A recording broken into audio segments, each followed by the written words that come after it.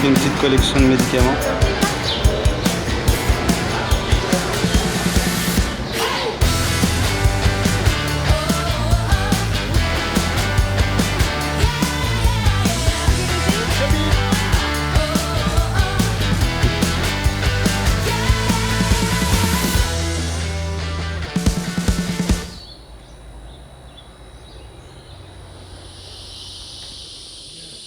Cette nouvelle journée débute par la visite du parc national du volcan Tenorio.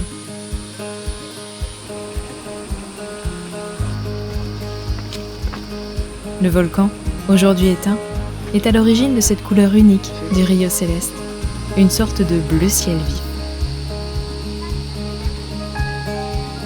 C'est une des curiosités qui pousse les visiteurs à arpenter ce parc. Mais pas seulement. Il y a aussi de l'eau bouillonnante. Un autre endroit curieux, c'est cette jonction entre deux rivières. Une tout à fait ordinaire et l'autre, la rivière Céleste, qui passant par un terrain volcanique, contient des particules qui dispersent très bien la lumière bleue. De nouveau, ce parc est riche en faune et nous y voyons notre premier serpent, une vipère de Schlegel. Venir ici, c'est aussi s'arrêter observer cette jolie cascade qui provient du Rio céleste.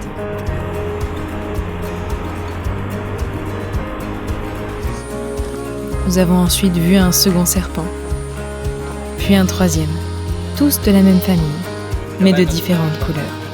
À travers les branches, un capucin nous observe. Il ne semble pas encore très assuré sur ses appuis.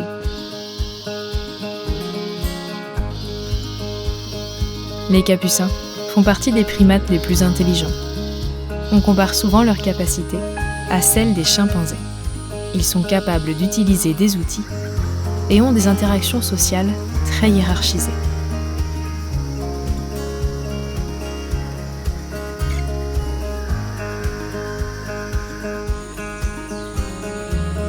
Voilà, on a mangé.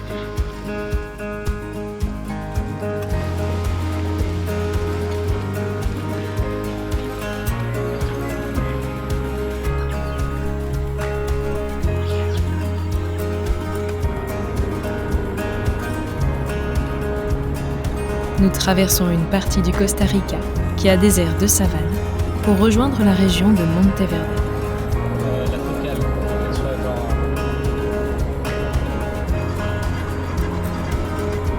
Une région dans les hauteurs, à 1440 mètres d'altitude. Ça tremble. À mon avis, les 30 dernières minutes, elles vont prendre 1 heure. Et découvrons notre jolie chambre dans la forêt.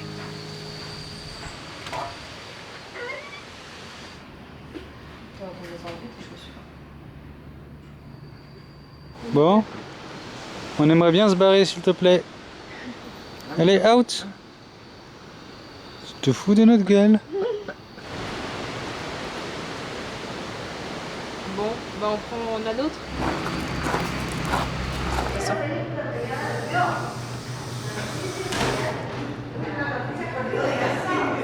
On peut manger. Et le monsieur qui peut manger maintenant. Le lendemain matin, nous nous sommes réveillés tout en douceur.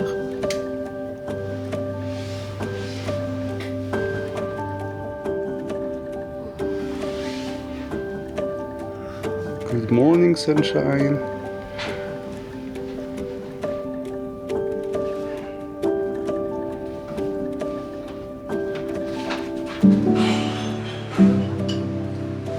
Cette région est réputée pour son climat apprécié par de nombreuses espèces d'oiseaux. Ma mère n'était pas trop en forme ce jour-là et ne savait pas si elle viendrait avec nous. T'as changé d'avis?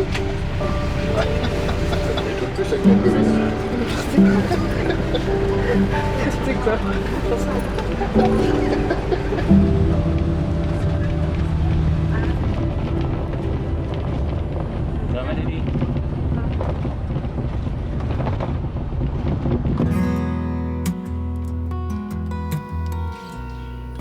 nous visitons la Cloud Forest de Monteverde. Mais sans nuages. Il fait bien plus frais avec l'altitude. Mais cet endroit, qui est normalement connu comme étant très humide et brumeux, est assez sec aujourd'hui. Un peu à l'image de notre voyage jusqu'ici. En venant au Costa Rica, nous nous attendions pourtant à devoir braver la pluie.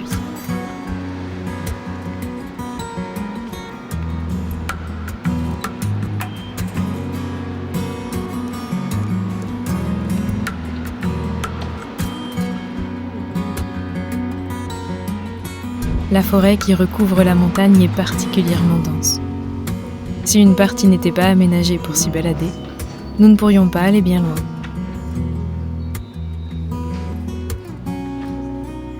Nous observons de nombreux oiseaux dans ce parc.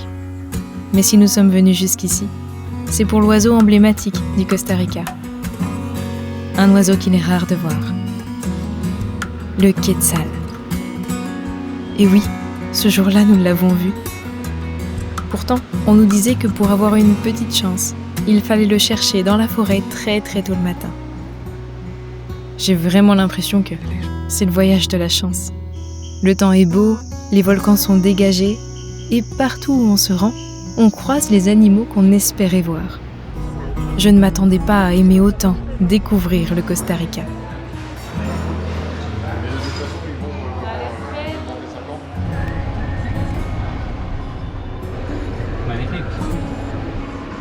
En redescendant la montagne, nous faisons un arrêt sur le bord de la route pour que je puisse me mettre en short. Parce que là, on va pas aller vers le froid. Et une autre Ferrari à nous. Un peu plus militaire. Elle est un petit peu plus cool, ouais, je suis d'accord aussi.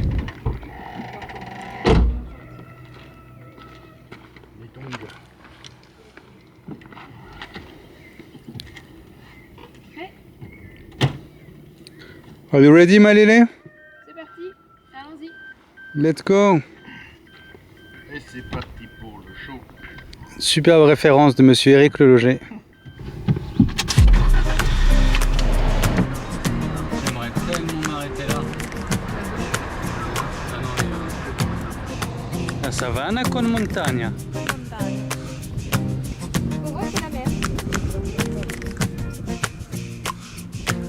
Voilà, on vient de passer le panneau pour aller à Tarcoles et la flotte est tombée d'un coup. Et la chance, toujours avec nous, fait qu'il n'a plu que sur la route et qu'en arrivant au prochain hôtel, on était entouré de Saint-Jurleurs.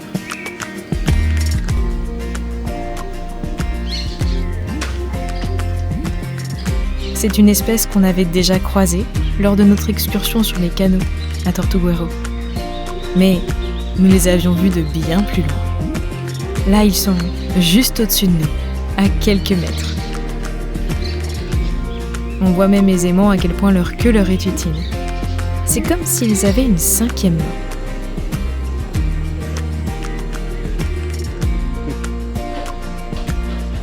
En plus, il y a des bébés partout. Et ils sont vraiment trop chauds. Bien plus que les vautours noirs d'Amérique, qui, eux, viennent s'abreuver dans la piscine de l'hôtel.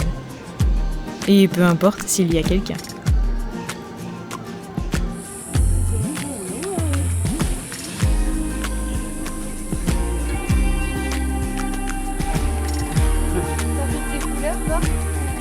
Pendant que nous profitons de la piscine, nous observons un orage éclater au loin.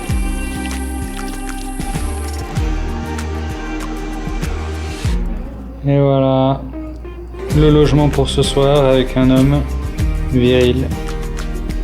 Je ne sais pas quoi dire d'autre. C'est le logement pour ce soir. Et terminons notre soirée autour d'une table.